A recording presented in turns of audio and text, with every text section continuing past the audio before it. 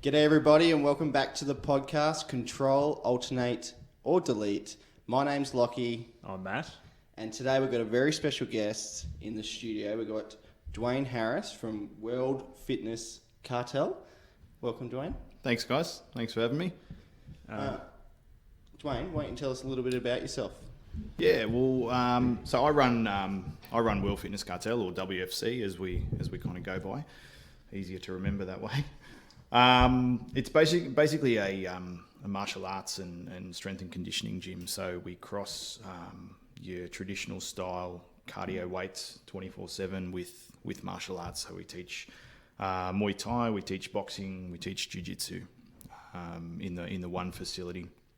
My background, I've got a pretty extensive martial arts background. I started back when I was 12 years old and continued all the way up. Well, I'm still training now, so being 40 years old, it's a reasonable amount of time. And the business came about obviously from my passion for martial arts and teaching. Yeah, great. And you've also got a clothing business, or you've got a brand I that did you work have. with? I ran Rogue Fightwear for about 5 years when I was living in Queensland on the Gold Coast. That again came about from a passion for Muay Thai, for the fight game. I wanted to design and sell apparel that you could train in, that you could wear out, that you could basically show the world this is what I do, kind of thing. It more like giving people an identity, if you like. Okay, cool. So you also had a little bit of experience in Nimble and also Quick Flicks. How has that contributed to you starting this business? Those two roles, they were probably roughly 5 years each. Those roles were fantastic. They were both startups, they're both small businesses when I started. By nature of a startup, you have the flexibility to take on over and above what you would get in a corporate job for a similar role, if you like.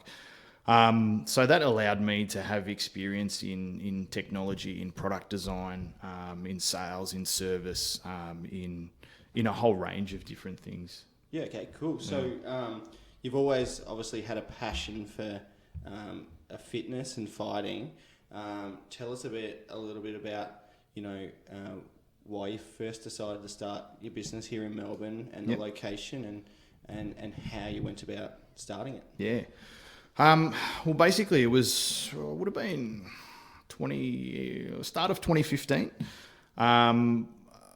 where I was working at the time, which was Nimble on the coast. They were going through some structural changes, quite big changes.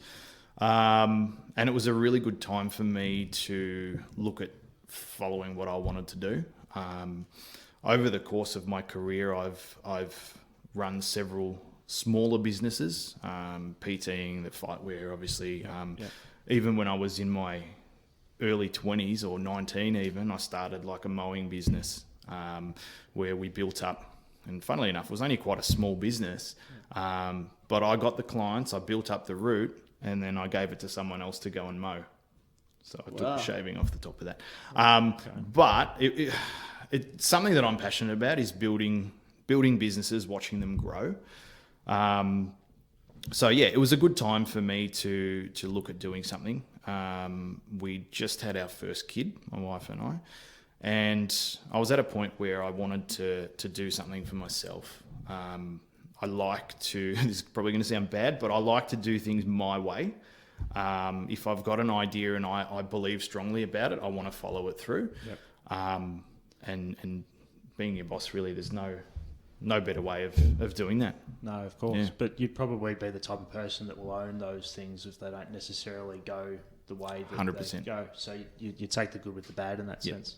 Yeah, and that's a key point. Actually, you need to be accountable for everything. If something goes wrong in my business or with my coaches or staff, I look at the overall picture and I go, where did I fail for this to happen? Not that bad things happen all the time, but it's important that you own even things that you would easily pass the blame onto. You need to own it first, and then work your way on from there. Yeah, no, that's definitely something that's key in leading a business, I suppose, isn't it?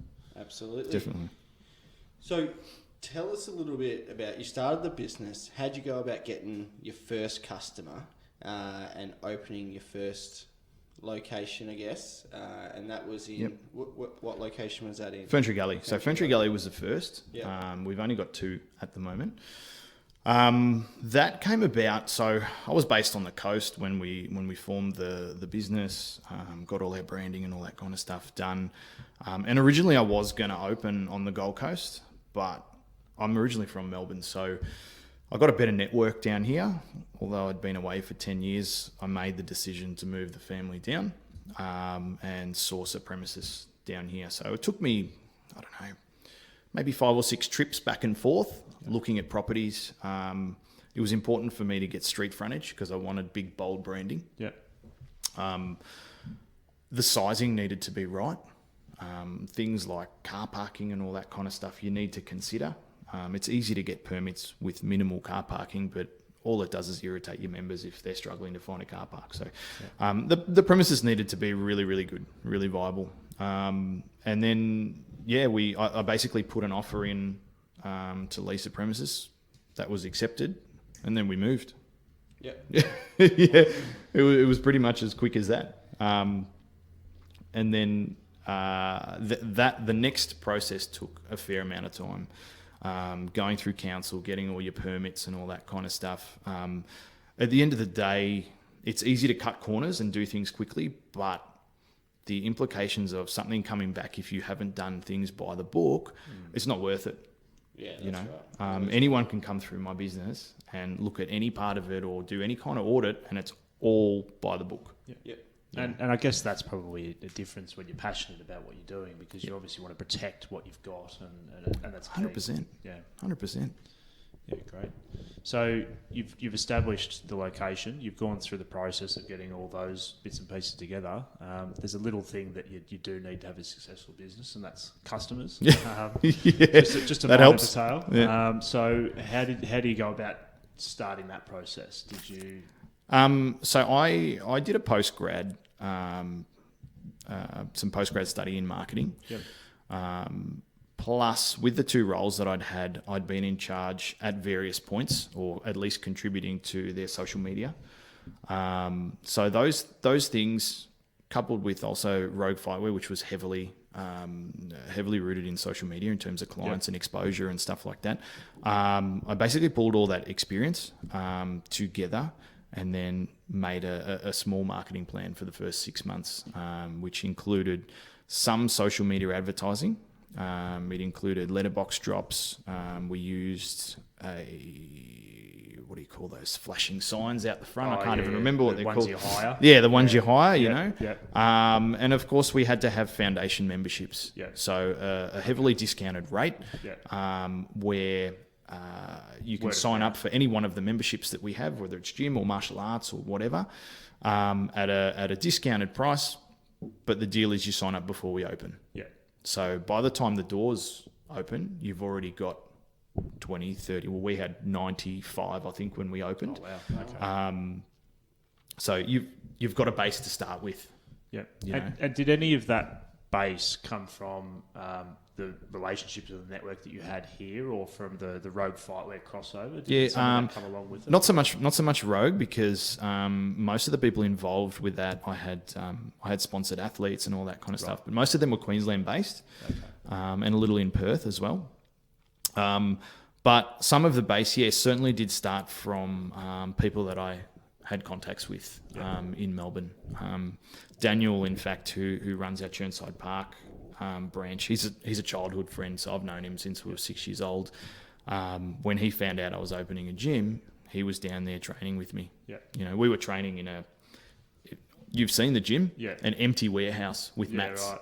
That's all it was. Yeah. You know, and it was just it's changed heaps. It's changed heaps. Yeah. Right. But yeah, that certainly does help. You said and that was that part of your decision to move down as well, because you knew you could bootstrap that and actually get it kicked off, or did it kind of come as a surprise to you once you'd? Look, it didn't make that much of an impact, to be honest. but it was more having the family around, having my friends, if I did need some help, and a lot of them did. They're tradies, so they helped me out quite a bit. To start a gym, it takes a fair amount of financial investment. So for the first 12 months, I was broke, put it that way, because everything was going into the business and paying off debt, that we'd borrowed to start it up. So to have contacts or mates that were able to help me out, it just helped us get up and running a lot quicker with slightly less pressure. Great. Yeah. Absolutely. So you obviously started your business, and there would have been some failures along the way. What were some of the failures you had, and how'd you see through them? How'd you work around them? If someone, I guess the question I'm getting at, if someone was starting a business listening to the podcast, what were some of the failures you had, and how could they be? There's quite a few failures. Speed humps. Speed hunt. Look, and that's the way you got to look at it, because you make the mistake once, you don't make it again. One of the key things that I found was with my advertising, and there's quite a few learnings I got out of this. First thing I did was I did letterbox drop of about 15,000 flyers with an offer on it. It looked good, looked reasonable. First mistake I made was getting Australia Post to deliver it. Right. Ridiculous. Okay. Right. That cost me about $3,000. Yeah, right. It still hurts me today. Not bitter at all. So I learned quick smart. Okay, there's other distributors that can do it for $200 to $500. Okay.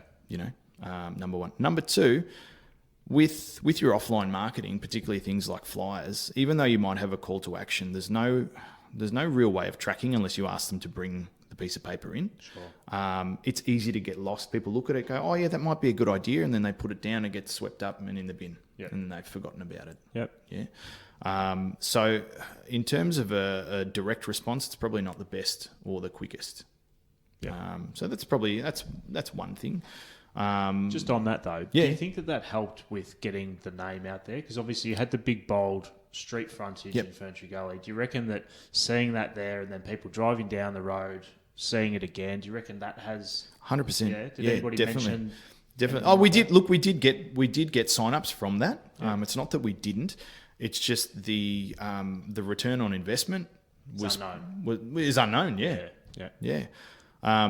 But on speaking about that, you might send an ad, you might face an ad or a bit of branding or whatever to anyone. It's going to take 6 or 7 times before they actually register and start remembering it and actually action on it. At least. Absolutely. Timing is everything, isn't it? Yep. So if you had your time over again, rather than doing so many, would you still do the leaflets, or would you invest more in a digital footprint? I would. If I was going to open, I definitely would. I'd do it a lot cheaper. Yeah. Right. Obviously, because I know different ways of doing it. But I'd couple it with better social media, potentially some other street signage. Yeah. We're in a stage at the business, so I've got a pretty heavily branded ute. We've got a trailer that we can put signage up and stuff. So there's lots of other things that I can do within a local area, like park the ute or park the trailer somewhere. Main intersection, you leave it there for a week. It doesn't cost you anything because you're parking your vehicle, but it's getting that exposure. People seeing that brand. They may not necessarily know what it is. But at night time when they're scrolling through Facebook, all of a sudden an ad pops up that looks familiar. Oh, that's what they do. It's planting the seed. Okay. So Facebook is something you advertise heavily on? Is that's probably our main avenue of lead generation? Would be Facebook.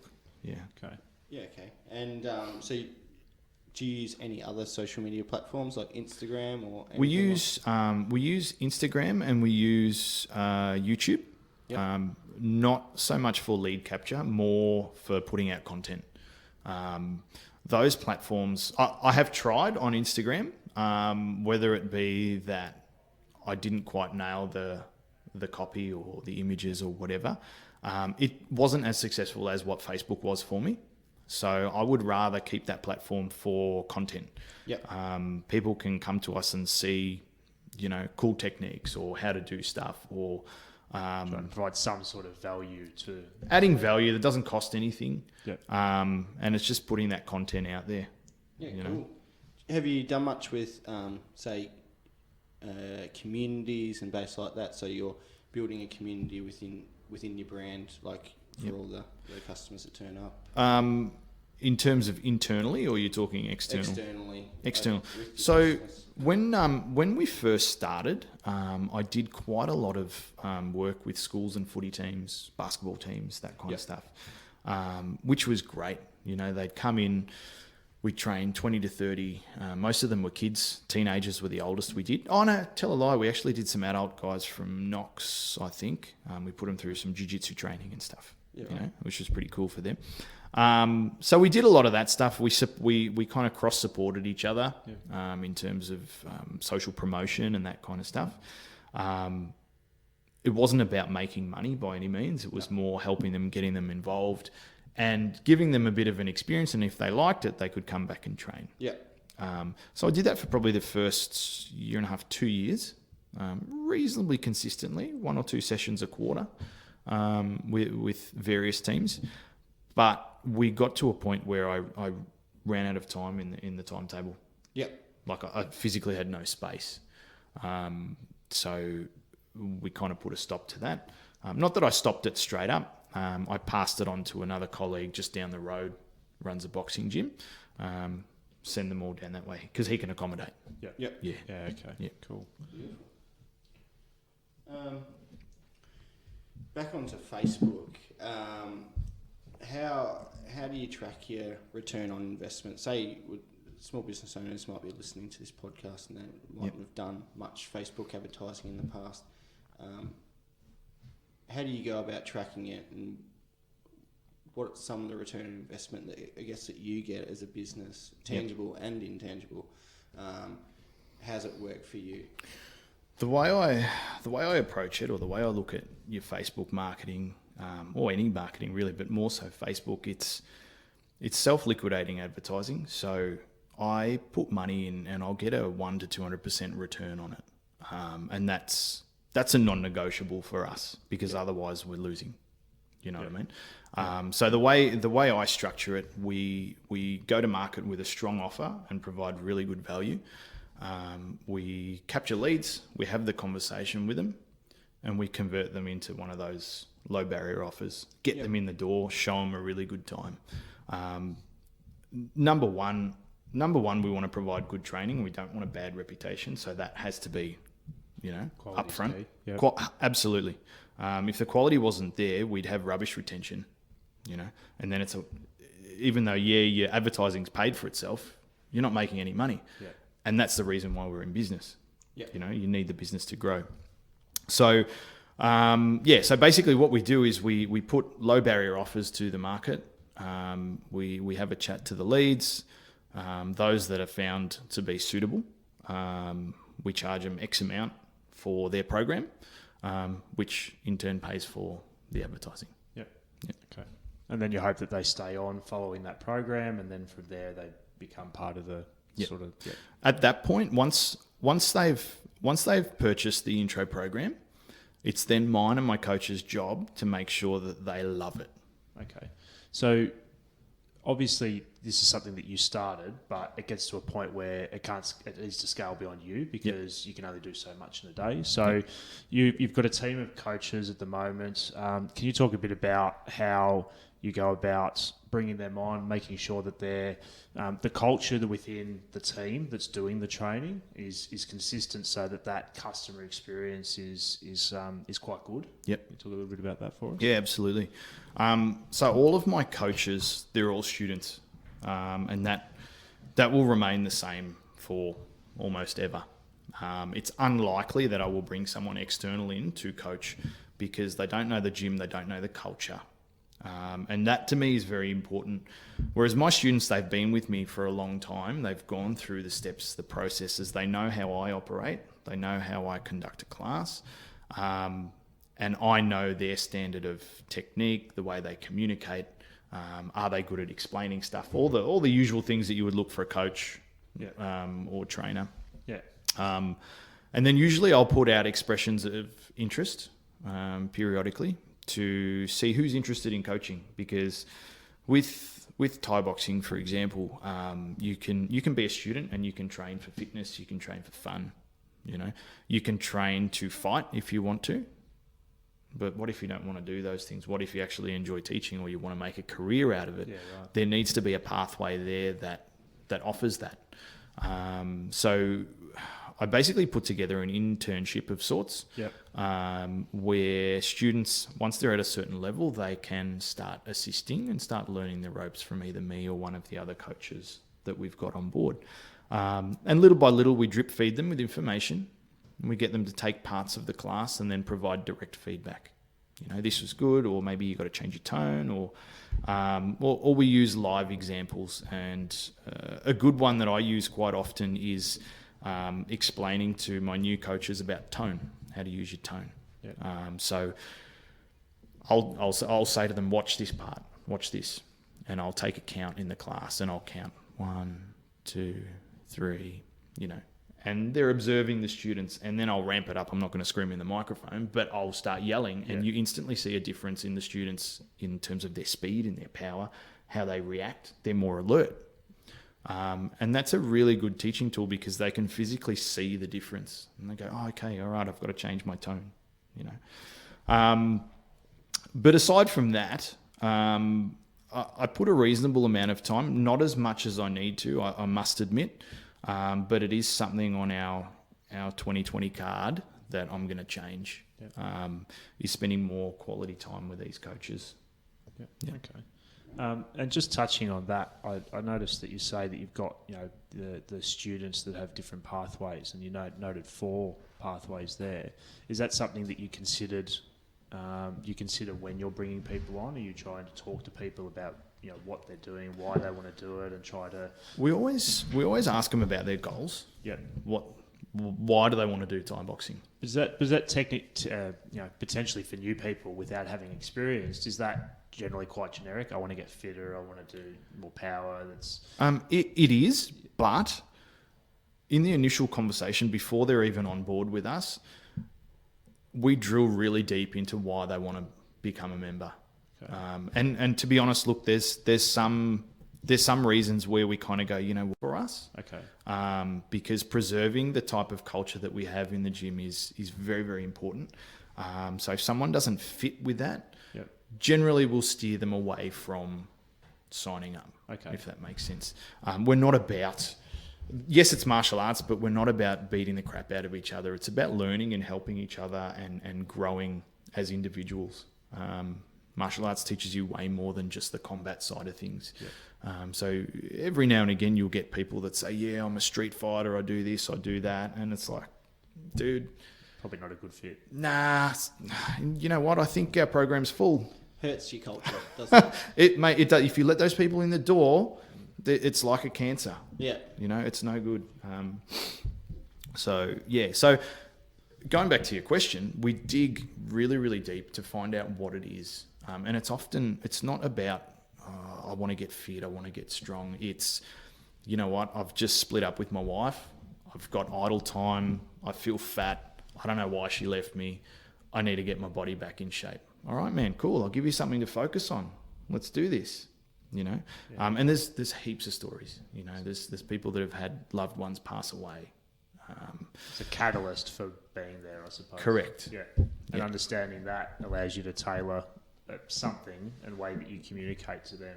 Yep. And understanding. So I think that's also key from what I've seen as well is with the students there's a tight bond and a good relationship, and that goes down to the students that are customers to the classes, I suppose, as well. Yep. So that's pretty cool. Yeah, it is. Talk to us a little bit about, I guess, your customer journey and how that sort of. We know that they sign up.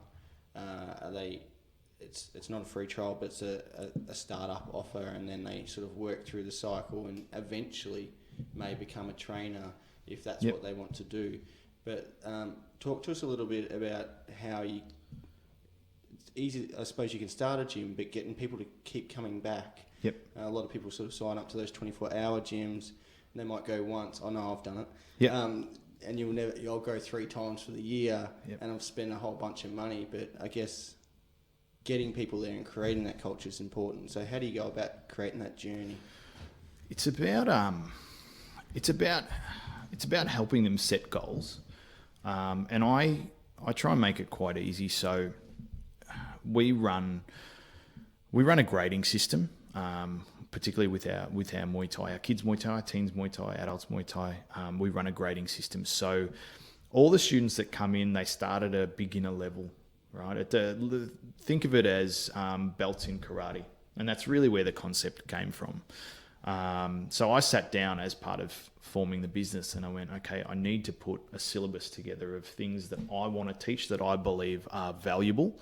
In 30 years worth of training, there's a lot of things that I've picked up, and then there's a lot of things that I believe shouldn't be taught. So, and it took me a long time. I put together a syllabus in a very structured way that allows students to learn certain techniques at a certain level. Once they're competent in those techniques and their fitness is where it needs to be, they can sit for a test or a grading, we call it, and they can progress to the next level, and so on and so on and so on. So there's about 8 levels to work their way through. It'll take you about 5 or 6 years to do it. And when you start off, you're red hot, you're keen, you want to progress, you want to learn more, you want to get to more advanced classes because you get to learn spinning elbows or flying knees or whatever it is, that's all the fun stuff. To not be on the receiving end of it. But it's important that you nail your basics or your fundamentals first, right? So that's one thing that we have in place is the grading system, and it's almost like a bit of a carrot, really. You're dangling a carrot. You're like, hey, if you can nail your basic stuff, you can sit for this grading, you get promoted, you get to wear a new coloured singlet, and you get to learn some more cool stuff. And that keeps going. So for majority of the students, that's important to them because they've never done martial arts in their life. 99% of the students that I teach never trained before. Yep. So that's what they look at and they're like, okay, that's my next goalpost. I've got to get it. And they're not too far between them when you're sort of starting off. So no, they're quite... You can achieve the first couple. Yep. So I think it's important to be having those little goals as you go, right? Yep. Have you found that is also part of... It certainly is. In terms of retention, it definitely is. Like, it needs to be achievable. If it's too hard, people are going to quit and give up. And then you're just going to lose members, which is not really what we want to do. We want to grow the business. We want to grow a community. So it needs to be achievable. However, I will say that it is a tough process. It's not, you've gone through it, Matty. Yeah. It's not an easy process, and it's certainly not easy to be eligible to even hit that first step. You've got to actually try. Yeah. One thing that I pride myself on, yes, it may lose some people, but if you're not going to give me 100%, you're not going to get that new rank. You need to earn it. Yeah. So it is a bit of a fine line. Yeah. But that just goes to reinforce for the people that are working towards it that it's worth the effort to get there as well. 100%. The reward is there. Yeah. So it's key to be able to send that message as much as anything. Definitely. As well. And you know what? If you're not eligible the first time around, good. It gives you an extra 2 or 3 months to become excellent at A, B, or C. Yeah. And it just gives you more time to become perfect. Do you have anyone that is happy not to progress and is just happy to do the fitness side of things? Yeah, there's been a couple. Yep. There's been a couple. Yeah, okay. Yep. Yep.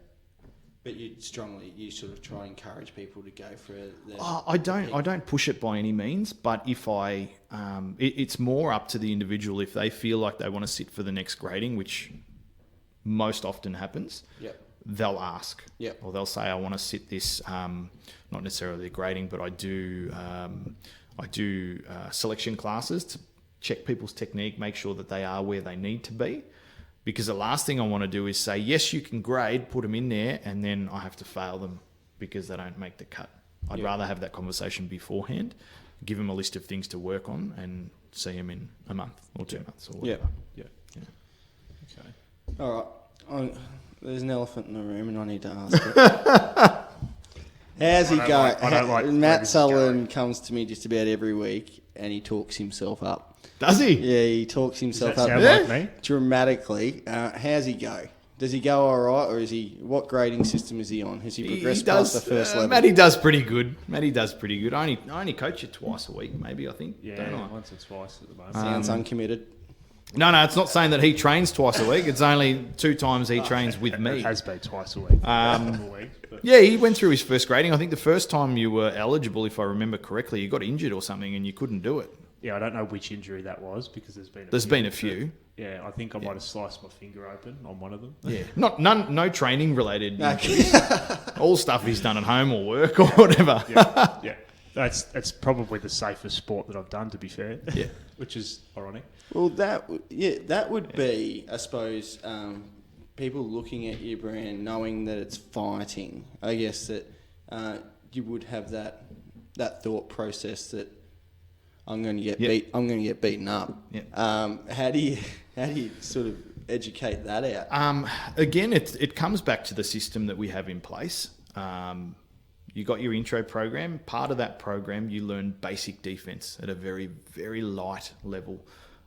People get a bit of a taste for what it feels like to actually throw a punch at someone and to defend one under control. Yeah. And then once they progress into the general classes, our white level classes, it's very... we handhold them and we nurture them through that process as white levels because you can have one bad class or one bad sparring session and you hate the sport forever, and that's not what we want. So I have specific white level coaches and I drill it into them, no hard contact. They've got to have all their protective gear. You need to be conscious of what's happening in the room at all times. You've got to be watching. If people are mismatched in terms of partners, you've got to change it around. You got to be proactive in looking after these guys. If anyone wants to go hard, that's cool. We've got a hard sparring session at the end of the week. They can do that. Yep. That's fine. But in your white level classes, it's got to be all easy. It's about learning how to move, how to read, timing, balance, coordination. Because it's not something you can just watch and then do. You really need to experience it. You have to experience it. It's really, there's a lot of, what's the word for it? I've lost it. You've lost it. Moving on. Have you finished throwing me under the bus? or have you got more? I got one more. All right. Now, it's related to the last question. I can't fight my way out of a wet paper bag, right? I'm hopeless. I thought you rated yourself as a boxer. Yeah. Really?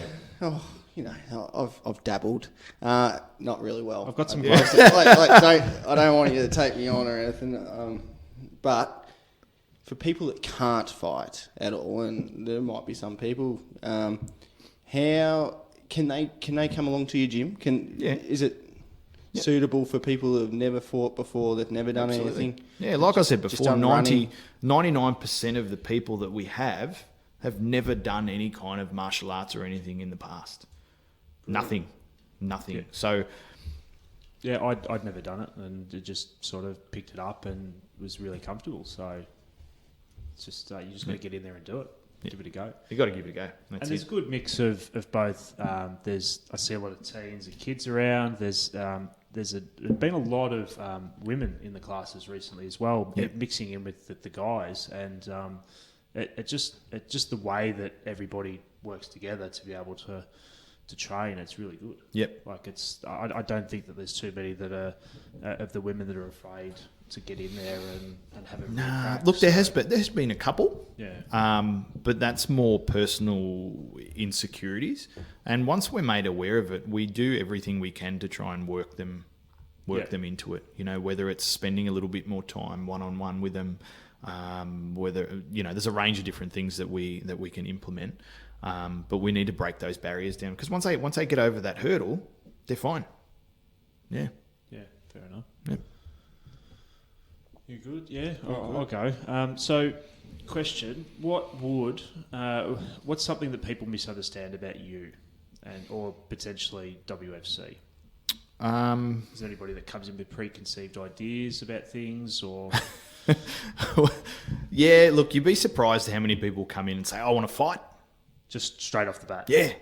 Yeah. That's their motivation. Yeah, that's their motivation. And throw them in the ring and give them my response is always the same. It's, you know what, mate, you've done nothing before. It's usually guys that say that. It's not. I don't think I've heard it from a girl. So the guys will come in. They're like, yeah, I want to do that. And I go, you know what? Let's start with the intro program. And if you can show me consistency for 12 months of you training 5 nights a week, we'll talk about fighting. Okay. So because that's that's the reality. Yeah. Okay. Do they stay for the 12 months normally? Some do. The most notable one, I've got a guy, he actually won our Fighter of the Year award this year, Cameron, and he came to me just over 12 months ago. We had this exact same conversation. Yeah. Exact same conversation. And he's a very quiet guy. If you ever meet him, he's very, he's not a very talkative boy. Keeps to himself, lovely by all means, but he's quiet, you know. And really the only things that came out of his mouth was, I want to fight. Okay. I'm like, all right, mate, cool. So here's what we got to do. And he did it. Yeah. He walked out with $300 or $400 worth of gear the day that he signed up. I remember it clearly. Right. And he was in training the next day, you know. And yeah, it went from there. We moved him into the fight team. We gave him more specialised training. Yeah. And he came away, he had 2 wins this year.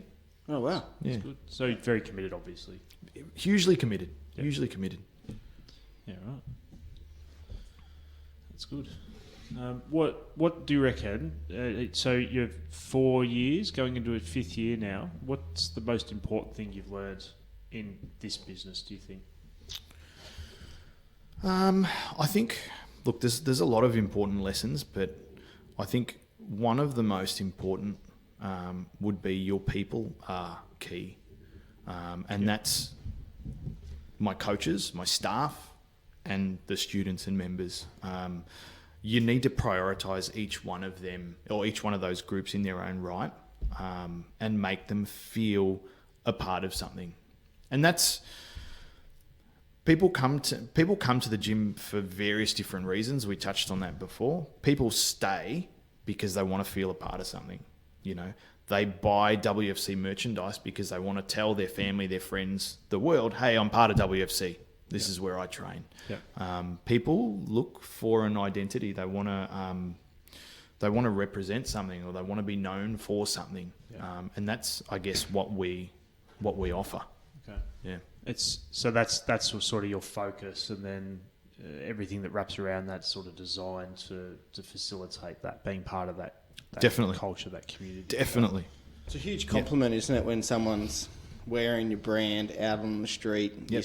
I don't know if you got hoodies, you t-shirts. We've got everything. And you see your customers wearing it loud and proud, walking just to get their coffee in the morning or something like that. You must be very proud of what you built. It's awesome. It's awesome to see. And, you know, I say to my wife at times, I go, have a look at this guy. Or, you know, we'll be out and we'll see someone wearing a hoodie, or I might be looking at a student that's been with me for 2 years. Have a look at where this person's come from and where they are now. It's me personally, I love seeing that stuff. Yeah. I love it. It makes me feel like I've done a good job. Yeah. You know what I mean?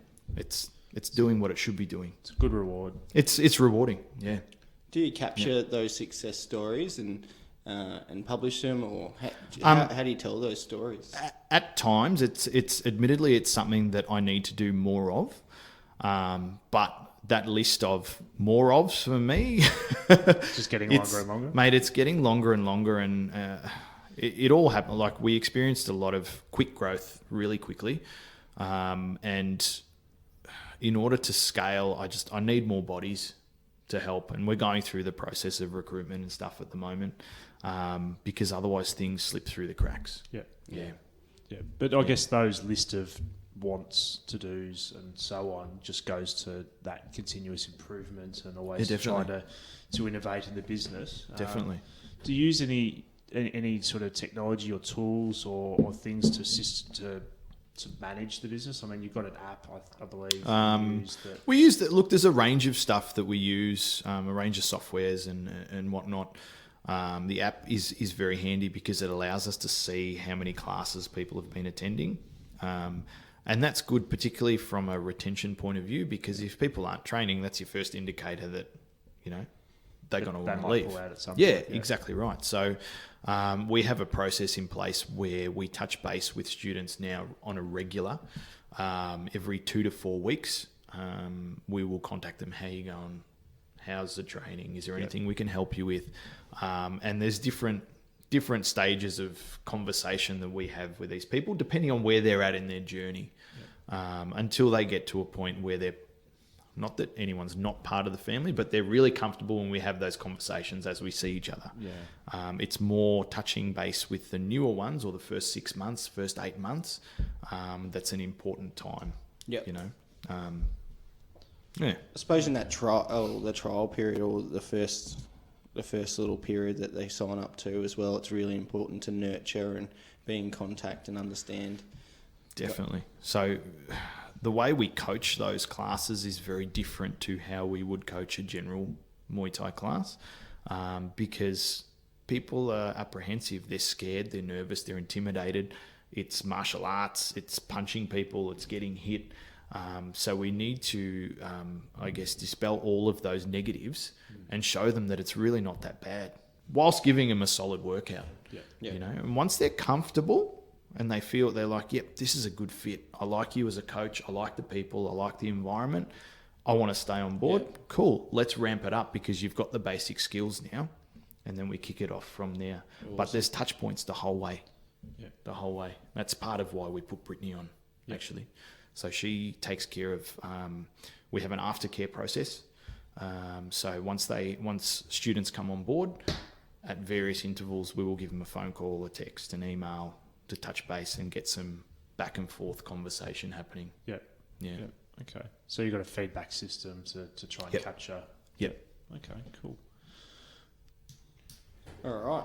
Well, I'm going to start to finish up. Have you got any more questions? No, I'm good. What I want to know, is how people listen to the podcast can get in contact, and how they can sign up to your gym. Yeah, easy. Probably the easiest way, wfcgym.com.au, the website, easiest one to remember. Pretty much on any page there'll be a lead form where you can put your information in, and one of the team will get in touch. We've got a range of programs, so gym only membership, we've got boxing, we've got kids programs, we've got the adults Muay Thai. So there's a range of stuff there that people can choose from. Something for everyone. Brilliant. No experience required. No experience required. So even if you can't fight like me, you don't need to know how to. So that's good.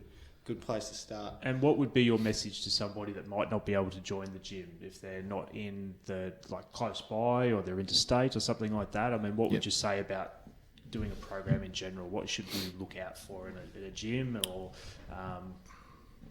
if they're considering, if someone's considering martial arts or Muay Thai or whatever, you need to vet, I guess, the system and who the head coach is. What have they done? Where have they come from? And it doesn't necessarily mean they have to have fought professionally before. That's not the be all and end all, but they need to be a fairly well accomplished coach. What are their students like? How long have they been around? Who did they learn under or grade under? And then the next most important thing is, what does their program look like? So is it a jump into class and sink or swim, or is it a more handheld approach that will give you the skills to continue on at your best? I think we spoke about it earlier. There's a lot of gyms that will just throw you into a class, and I said almost from the get-go, I'm not doing that, because people have a horrible experience and they don't come back, or they hate martial arts. Well, it's probably a bit much to expect the students that are in that class that have some experience to understand where everybody else is coming from as much as the coaches. So it makes sense to have a program that's dedicated to getting those fundamentals in place. Yep, definitely. So, no, that's great. I think that's good. I think it's time to wrap up. You want to wrap up, or I guess I will? No, you're the talent, mate. You do your job. All right, guys. Well, thank you very much for listening. Thank you, Dwayne. Thanks for coming in. Pleasure. I reckon you gave some really good tips there for a lot of small business owners. So thank you for that. Thank you, Matt. Thanks, Lockie. And we'll see you next time. See you next time.